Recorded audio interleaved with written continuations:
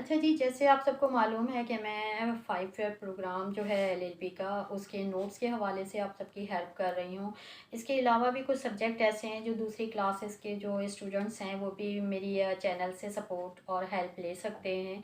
उन पॉइंट्स को जो है वो पिक करके और अपने सेमेस्टर में और अपने एग्ज़ाम में और बेहतर तौर पे जो है मार्क्स हासिल कर सकते हैं इन चीज़ों को समझकर। तो आपसे गुजारिश है कि प्लीज़ मेरे चैनल को जो है सब्सक्राइब कीजिए और बेल आइकन को प्रेस कीजिए ताकि मेरी जो भी नई वीडियोस कोर्स के हवाले से आ रही हैं उनसे आप फ़ायदा उठा सकें और बर वक्त वो आप तक पहुंच सकें और आपके सेमेस्टर अच्छे हो जाएं। मेरी वीडियोस को लाइक एंड शेयर ज़रूर कीजिए ताकि ये मालूमात जो आप तक पहुंच रही है, हो सकता है बहुत सारे लोगों तक ना पहुंच रही हो, तो उन तक भी ये पहुंच जाए और वो भी इससे फ़ायदा उठा सकें। आज हम डिस्कस करने जा रहे हैं कॉन्ट्रैक्ट लॉ, जो हमारी एलएलबी थर्ड ईयर सेमेस्टर का जो सब्जेक्ट है और ये फर्स्ट स्टेज है और इसकी 3 पोजीशन है जो हमें आगे सेमेस्टर वाइज हमारे डिवाइड होंगे ये 3 स्टेजेस। और इसके अंदर जो हमने फर्स्ट में पढ़ा है वो शॉर्ट टाइटल थी हमारी कॉन्ट्रैक्ट लॉ की जो फर्स्ट सेक्शन थी। उसके बाद जो है सेकंड सेक्शन में मैंने इंटरप्रिटेशन क्लॉज जो थी वो आपसे डिस्कस की थी ताकि आपको आगे समझने में आसानी हो जाए। और आज हम करने जा रहे हैं थर्ड सेक्शन। और जो थर्ड हमारी सेक्शन है वो हमें क्या बता रही है, वो हमें ये बता रही है कि कम्युनिकेशन जो है वो प्रपोज़ल की फ़र्स्ट स्टेज है। प्रपोज़ल जो है वो जब आप किसी को सेंड करते हैं या किसी से बात करते हैं वो प्रपोज़ल होता है, वो इन्विटेशन होता है कि आपने उसे कहा जी मैं ये चीज़ सेल करने जा रहा हूँ और सामने वाले ने उसे एक्सेप्ट कर दिया और उसे कहा हाँ जी मैं इंटरेस्टेड हूँ, तो ये आपका जो था कम्युनिकेशन कंप्लीट हो गई। और यही हम आगे सेक्शन 4 में भी पढ़ेंगे, लेकिन यहाँ मैं आपको ये बता दूँ कि कम्युनिकेशन जो है वही मेन चीज़ है जो कि आपको ये बता रही है कि जी ये प्रपोज़ल जो है वो कंप्लीट ये प्रॉमिस पे जा रहा है ये प्रपोज़ल या नहीं जा रहा है, या ये यहीं रिफ्यूज़ हो गया है, या ये प्रपोज़ल आगे आगे गया, कम्युनिकेशन हो गई और वो प्रपोज़ल एक्सेप्ट हो गया। एक्सेप्टेंस के बाद उन्होंने इसे रिफ्यूज़ कर दिया, रिवोकेशन हो गई। तो दोनों के लिए प्रोसीजर सेम अडॉप्ट होता है। और जिस तरह आपने जैसे कि आपने थ्रू कॉल आपने किसी को बताया कि जी मैं अपनी जो बुक्स हैं वो सेल कर रहा हूँ और उसने थ्रू कॉल ही आपसे कहा कि हाँ जी ठीक है मैं आप इन बुक्स को परचेज़ करने में इंटरेस्टेड हूँ, लेकिन अब आपने ये कह दिया, उसने आपको 1 घंटे बाद आपको रिफ्यूज़ कर दिया, तो वो ये रिवोकेशन हो गई। उसने आपको कॉल किया और उसने आपसे कहा कि जी सॉरी मैं ये बुक्स नहीं ले सकता। रीज़न बताना ज़रूरी नहीं है, लेकिन ये कि लिमिटेड टाइम होता है, इसका प्रोसीजर होता है कि अगर कि कोई सर्टेन टाइम डिसाइड नहीं हुआ है रिवोकेशन के लिए, तो एक सर्टेन जो है एक टाइम जब हमने प्रपोज़ल दिया वो हमने आपको नहीं इन्फॉर्म किया, या जो भी दे रहा था उसने आपको इन्फॉर्म नहीं किया, लेकिन एक मैनरेबल जो आप कहना चाहिए एटीट्यूड है कॉन्ट्रैक्ट के अंदर, वो ये है कि एक एप्रोप्रिएट टाइमिंग के अंदर ही आपने इसे रिफ्यूज़ करना है। तो आप रिवोकेट करना चाहते हैं तो आप इसे थ्रू जो है उसी प्रोसीजर के थ्रू, जिस प्रोसीजर के तहत आपने एक्सेप्ट किया था उसी प्रोसीजर के थ्रू आपने ये रिवोक करना है।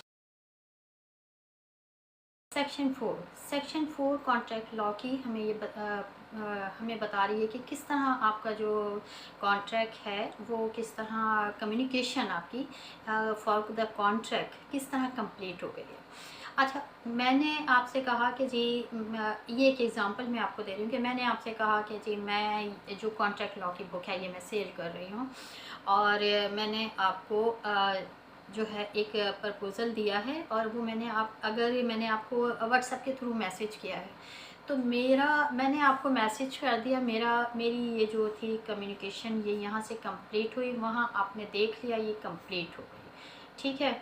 अगर आपने रिप्लाई नहीं दिया तो ये अभी चल रहा है प्रोसीजर, लेकिन जब आप वहाँ से व्हाट्सएप के थ्रू आपने वो ब्लू टिक आ जाता है, तो वो ब्लू टिक आ गया तो ये कम्युनिकेशन 100% कंप्लीट हो गई। ठीक है, अब इसके बाद जब आप उसका रिप्लाई करेंगे तो ये आगे प्रॉमिस पे जाएगा। लेकिन हमारा जो मेन क्वेश्चन जो आता है सेक्शन 4 के हवाले से कि ये किस तरह कंप्लीट हो गई, कम्युनिकेशन कंप्लीट किस तरह हो गई, इलिस्ट्रेशन के थ्रू आप आंसर दें।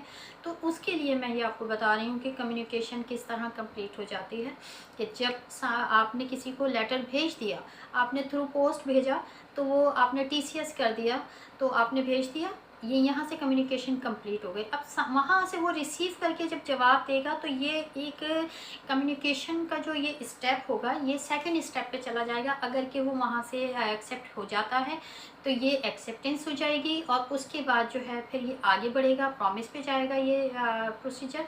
अदरवाइज़ ये यहाँ स्टॉप हो गया है कि कम्युनिकेशन कंप्लीट कैसे होती है। सेक्शन 5 कॉन्ट्रैक्ट लॉ की हमें ये बता रही है कि रिवोकेशन कब हो सकती है। अच्छा, रिवोकेशन के लिए अगर हमने जब कम्युनिकेशन स्टार्ट की और हमने प्रपोज़ल दिया और उसके अंदर हमने कोई सर्टन टाइम हमने दिया है सामने वाली पार्टी को कि जी यहाँ इस टाइम के अंदर आप इसे रिफ्यूज़ कर सकते हैं, इसकी रिवोकेशन कर सकते हैं, और अगर उन्होंने उसी टाइम में नहीं किया तो उसके बाद वो नहीं कर सकते। इवन के अगर उसके बाद वो करते हैं तो फिर हम उनके ऊपर जो है लीगली कोई चार्ज फ्रेम करवा सकते हैं। और दूसरी एक चीज़ यहाँ पर ये कि अगर एक हमने कोई टाइम नहीं दिया, हमने प्रपोज़ल दिया, प्रपोज़ल में कोई हमने टाइम नहीं रखा, और हम जो है वो सामने वाली जो भी पार्टी है जिसने हमारा प्रपोज़ल एक्सेप्ट किया था, अगर वो चाहती है उसे रिवोक करना, तो वो एक अप्रोप्रिएट टाइम के अंदर हमें रिफ्यूज़ कर सकती है और रिवोकेशन कर सकती है। लेकिन एक लॉन्ग टाइम के बाद वो रिवोक नहीं कर सकती, रिवोकेशन पॉसिबल नहीं है, उसके ऊपर चार्ज बनता है। सेक्शन 6 है हमारी कॉन्ट्रैक्ट लॉ की, वो हमें ये बता रही है कि जी रिवोकेशन कैसे हो सकती है और इसे किस तरह मुमकिन बनाया जा सकता है। रिवोकेशन बिल्कुल इसी तरह से हो सकती है। आपने कॉन्ट्रैक्ट के बाद प्रपोज़ल आपके पास आया और आपने ये कम्युनिकेशन जो चल रही थी, आपके पास जब प्रपोज़ल आया और आपने उसे एक्सेप्ट कर लिया, तो एक लिमिटेड टाइम है, लिमिटेड टाइम पीरियड के अंदर आप किसी वक्त भी उसे रिफ्यूज़ कर सकते हैं, रिवॉक कर सकते हैं, लेकिन एक सर्टन टाइम के बाद नहीं कर सकते।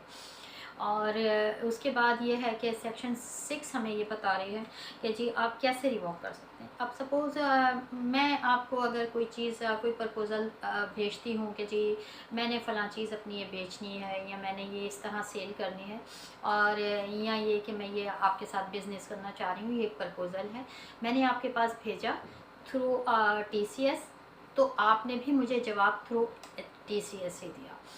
और अगर आपने रिवोक करना है किसी प्रपोज़ल को जो आपने पहले एक्सेप्ट कर लिया था, अब आप उसको रिफ्यूज़ करना चाहते हैं, तो या तो आप जो है टीसीएस से ज़्यादा फास्ट कोई दूसरा मीडियम अपनाएंगे, या फिर आप थ्रू टीसीएस जब आपने मुझे रिवोकेशन भेज दिया, आपने टीसीएस सेंड कर दिया, तो आप बरीउज़ जमा हो गए और आपने जो है वो टीसीएस कर दिया और आपकी तरफ से रिवोकेशन कंप्लीट हो गई। अब वो मुझे कब मिलती है ये आपका हेडेक नहीं है, लेकिन रिवोकेशन आपने एक थ्रू प्रॉपर चैनल कर दिया और वो वहाँ से जब आपने सेंड कर दिया तो आप बरी जमा हो गए और ये रिवोकेशन कंप्लीट हो गई। सेक्शन 7 कॉन्ट्रैक्ट लॉ की हमें बता रही है कि ये जो हमारी प्रपोज़ल है इसकी एक्सेप्टेंस एब्सोल्यूट कैसे होगी। एब्सोल्यूट ऐसे होगी कि वो विदाउट एनी कंडीशन और जो है ना अनक्वालिफाइड होगी, यानी कि गैर मशरूत होगी और बगैर किसी कंडीशंस के होगी उस वक्त जब प्रपोज़ल दिया जाता है या कम्युनिकेशन स्टार्ट की जाती है प्रपोज़ल देने के लिए, और वो मकसद प्रपोज़ल देना होता है। तो वो जो अगर वहाँ से सामने वाली पार्टी अगर इंटरेस्टेड है वो एक्सेप्ट करती है, तो एब्सोल्यूट किस तरह हो सकती है, वो इस तरह होगी कि उसकी कोई कंडीशंस नहीं होगी, गैर मशरूत होगी।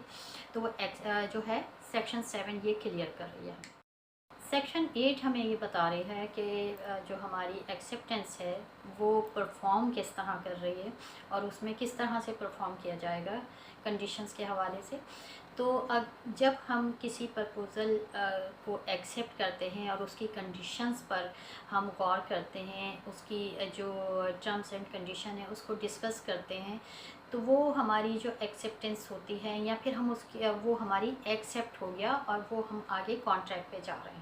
ये हमारी एक्सेप्टेंस है जो कि परफॉर्म कर रही है कि ये किस तरह से परफॉर्मिंग होगी एक्सेप्टेंस की, और आगे इसको कैसे बढ़ाया जाएगा। ये हमें सेक्शन 8 हमारी डिटेल में हमें बता रही है।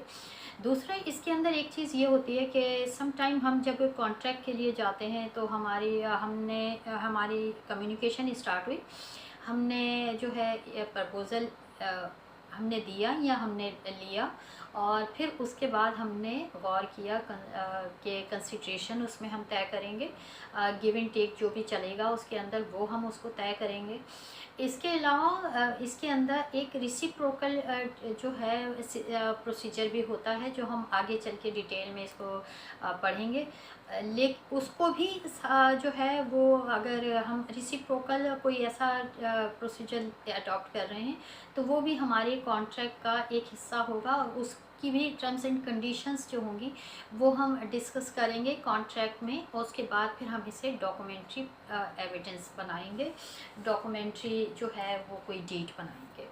तो ये हमारा सेक्शन 8 जो है हमारी ये कंप्लीट हो गई। सेक्शन 9 जो है वो हमें ये बता रही है कि प्रॉमिस एक्सप्रेस एंड इम्प्लाइड किस तरह से होता है। इम्प्लाइड मीन मुज़मर। अच्छा, हमारी जो एक्सेप्टेंस होती है या हमारी जो प्रॉमिस होती है वो हमारा एक्सप्रेस करना बहुत ज़रूरी होता है आगे का प्रोसीजर चलाने से पहले।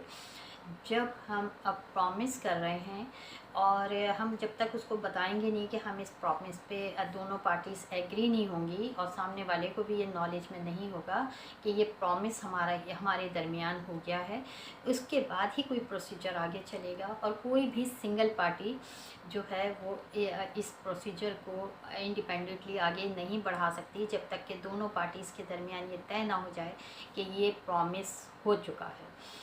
तो इस प्रॉमिस के बाद ही जाके जो है ये कॉन्ट्रैक्ट आगे बढ़ता है। लेकिन इससे पहले मैं एक चीज़ और आपको ये बता दूं कि प्रॉमिस जो है वो एक्सप्रेस होना बहुत ज़रूरी है, इन वर्ड भी और इन रिटन भी हो सकता है और इन वर्ड भी हो सकता है। तो ये है सेक्शन 9 का खुलासा, और ये इतनी ज़्यादा डिटेल नहीं है इसकी, बस ये हमें इतना ही रिटर्न करना होता है, इसका इतना ही आंसर देना होता है। एक एक दो दो लाइन के आंसर होते हैं इसके, इतनी ज़्यादा नहीं। हाँ, इसके लिए आप एग्ज़ाम्पल अगर कोई देते हैं तो वो फिर जब आपने इसको चीज़ को समझ लिया तो सेक्शन आपकी समझ में आ गई, तो आप इसके अकॉर्डिंग कोई भी एग्ज़ाम्पल आप बनाकर दे सकते हैं, या केस लॉज को डिस्कस करके या फिर उनको रीड करके आप इसको आगे रिटर्न में ला सकते हैं। हमने सेक्शन 9 कंप्लीट कर ली, फर्स्ट चैप्टर हमारा क्लोज़ हो गया। अब हम आ गए हैं सेकंड चैप्टर पर, और इसमें हमारी सेक्शन 10 जो है यहाँ से शुरू हो रहा है। और सेक्शन 10 जो है वो हमें बता रही है कि कौन लोग कॉम्पिटेंट हैं कॉन्ट्रैक्ट करने के लिए, और सबसे मेन चीज़ जो है ऑब्जेक्ट है। तो ऑब्जेक्ट जो है उसका लॉफुल होना बहुत ज़रूरी है, वो अगर अनलॉफुल होगा तो उस पर तो कॉन्ट्रैक्ट पॉसिबल ही नहीं है। और दूसरी चीज़ ये कि कंसिड्रेशन लॉफुल होना बहुत ज़रूरी है। टर्म्स एंड कंडीशंस जो है इसकी वो भी लॉफुल होना बहुत ज़रूरी है। अगर अनलॉफुल कोई कंडीशन है तो वो कॉन्ट्रैक्ट हमारा वॉइड हो जाएगा। तो ये चीज़ें हैं हमारी जो कि हमें बता रही हैं कि जी हमारा कॉन्ट्रैक्ट जो है वो किस तरह से जो है लॉफुल होगा और कंप्लीट होगा। दूसरी एक चीज़ जो इसके अंदर है कि कॉम्पिटेंट लोगों में कौन कौन लोग हैं जो कि आते हैं और जो कॉन्ट्रैक्ट करने के अहल हो सकते हैं, या जो ना अहल हैं कॉन्ट्रैक्ट के लिए, या उनका किया हुआ कॉन्ट्रैक्ट एक्सेप्टेबल नहीं है। ये हम आगे डिटेल में पढ़ेंगे। तो ये आगे जितनी भी चीज़ें हैं हम आगे वन बाय वन इसको भी डिटेल में डिस्कस करेंगे। लेकिन एक चीज़ मैं आपको बता दूं कि सेक्शन 9 तक जो है फर्स्ट चैप्टर बहुत इजी है, लेकिन जब हम सेक्शन 10 से शुरू करते हैं, सेकंड चैप्टर में आते हैं, तो हर चीज़ को हमें बहुत केयरफुली समझना है, और समझकर हमें केयरफुली उसका आंसर भी देना है। तो आप लोग इस पे ज़रूर इस पे फोकस कीजिए और इसको समझने की कोशिश कीजिए, और इसको ऑन वर्ड लिखने की भी कोशिश कीजिए, तभी आप बहुत अच्छे से अपना सेमेस्टर दे सकेंगे और अच्छे मार्क्स हासिल कर सकेंगे।